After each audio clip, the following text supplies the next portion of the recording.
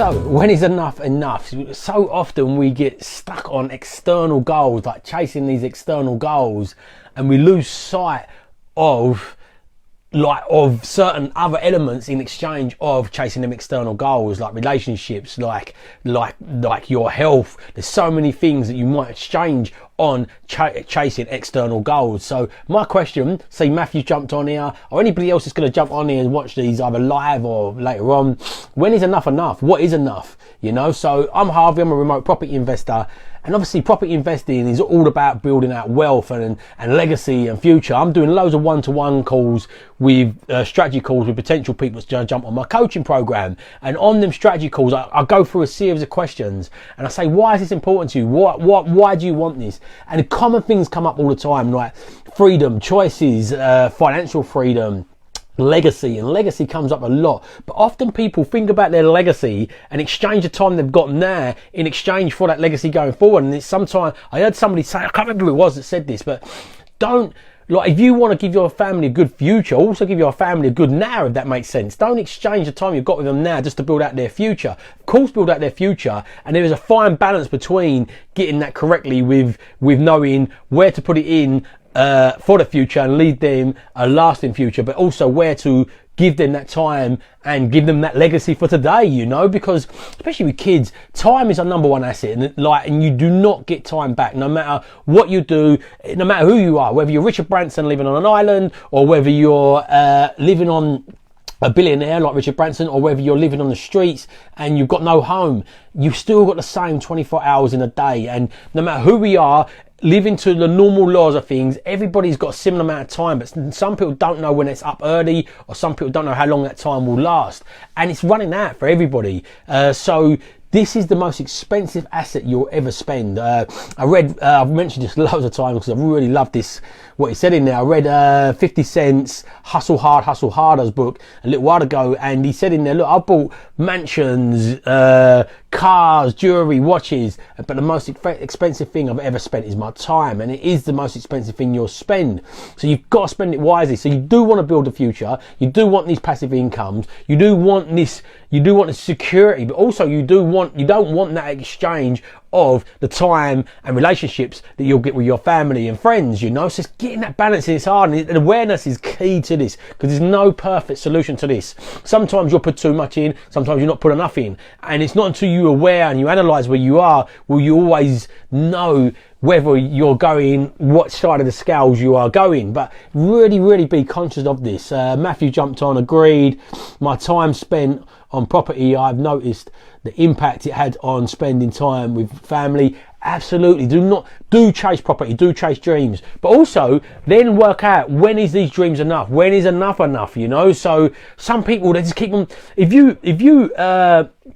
you place your happiness on an external goal, so if you place your happiness on, right, I'm going to be happy when I get 10 properties, or I'm going to be happy when I have financial freedom and I replace my income, or I'm going to be happy when I've got £1 million in the bank, or I'm going to be happy once I've got that Ferrari I want. Whatever these external goals are, if you keep placing your happiness on that, then you're going to always never be happy, because I promise you, as soon as you get to 10 properties, you're going to want 20. As soon as you get to 20, you're going to want 100. That will always move with you. It's great to have goals. It's great to have ambitions, and fulfillment is in growth. You know, long as you grow forward. I interviewed David Siegler earlier on in the remote property investing community. Check that out in the remote property investing community if you're watching on my Harvey's Growth Properties page. Check out that interview. And at the end, I always ask people the same question, but at the end, he said growth. Growth equals happiness, and 100% agree. Growth equals your fulfillment and happiness. You always got to be growing. David Seeger's got enough money, and in a time in his life where he could retire, but he's not. He's still pushing forward. He's still coaching people. He's still like growing, and not for financial reason, for fulfillment. And getting that fulfillment level is absolutely critical in life. It's always a balance. So what will make you happy and fulfilled today might change next week, but also just chasing money alone and exchanging that for your relationships and your family time and your health will not make you feel fulfilled on a bigger goal. So you've got to constantly be aware, but different circumstances, different life situations will always change. But as you grow and your income grows, so does your lifestyle. It naturally does it. Even unconsciously, it does this. In the Richest Man in Babylon book, if you've not read that, get this book. It's an absolutely fantastic book.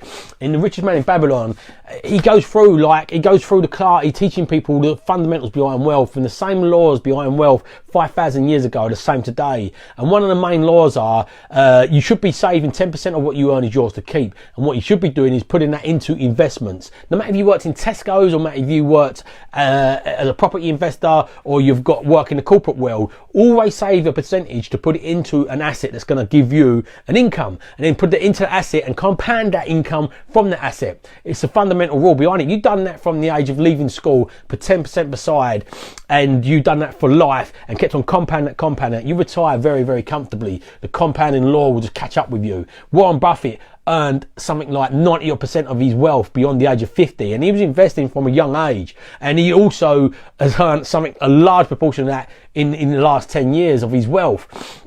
And then when you measure him against Warren Buffett has consistently earned, I think, about 12% returns over a consistent amount of time, and compounded that, put that back in. So the returns he's earned, he's put it back in and kept on compounding it.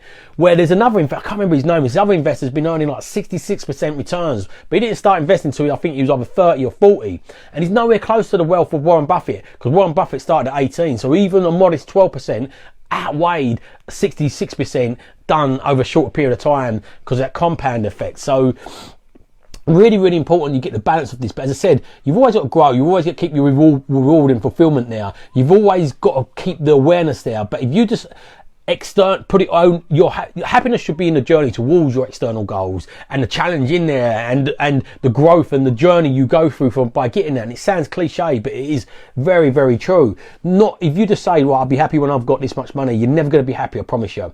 But also, if you only just chasing money and you don't get that balance, you're never going to be happy. But if you get a balance the other way, where you're just spending time with your family, your friends all the time, you're not earning no money, and you're not growing, you're not also going to be happy, you know. So it's getting that balance. But the life circumstances beyond our power of control will always shift that. So you've always got to be aware of your surroundings, of what you're doing, where your goals are. Do they always align? Your values will change as you get older, and as the circumstances in your life will change. So always keep awareness. So number 2 on my values is awareness. Number 1 on my values is time. So time is our biggest asset. Number 2, being aware where that goes is so important. Do I get this perfectly right? Sometimes no. Sometimes I spend a bit too much time working and not enough with my family. Not often, but I'm aware to catch that really quickly. But also sometimes in reverse, I'm procrastinating a bit too much and not spending enough time in my business or on my health, or just getting these balance. So it's constant case of awareness. But when is enough, you know? Like, I feel always be grateful for what you've got. Even if you're in a struggle, be grateful for the struggle, because you're going to be,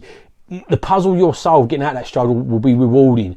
If you're in a struggle growing your business, that's a great thing, because you're on a path. All businesses take some sort of level of challenge and struggle and pushing through fear factors. So be grateful for that, you know, like, and always be grateful in that situation. It's really hard to look at in certain situations, but there's always some sort of learnings, and life, like the Four Noble Truths from the Buddha was all around suffering, and it's 5,000 years ago. In Buddhism, they say, like, look, one of the happiest people in the world are Buddhists, and they say, how can the Four Noble Truths be all around suffering? Because life has just got challenges in there, and the quicker you accept that, not like brush over it, like positive psychology 100% works, but positive psychology is not thinking everything is roses and beautiful. There is challenges, and the more you're aware of them, the more you bounce back from them. And it's not the challenges that makes us and defines us, it's the way we respond to them and navigate them is ultimately the way we get fulfillment in life.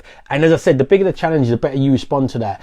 Like, think of it as a puzzle. I could do one of my son's 5-piece puzzles or 10-piece puzzles, and I won't get much fulfillment for it. It's easy, I've achieved it. But if you're doing anything that's easy all the time, you don't get fulfillment for that. If I've done a 1,000-piece puzzle, it's difficult at the front end, and you think, but when you click that last bit in, you're much more rewarding. Everything in life is just like a puzzle and a challenge. The bigger them challenges are, the more you're going to be rewarded in time. But you don't want to make like a 1,000,000-piece puzzle that there's no end in sight. You just got to make them challenges big enough. So you always got to grow, but always be aware, and always be aware that enough is enough of what you've got. Always strive for more things.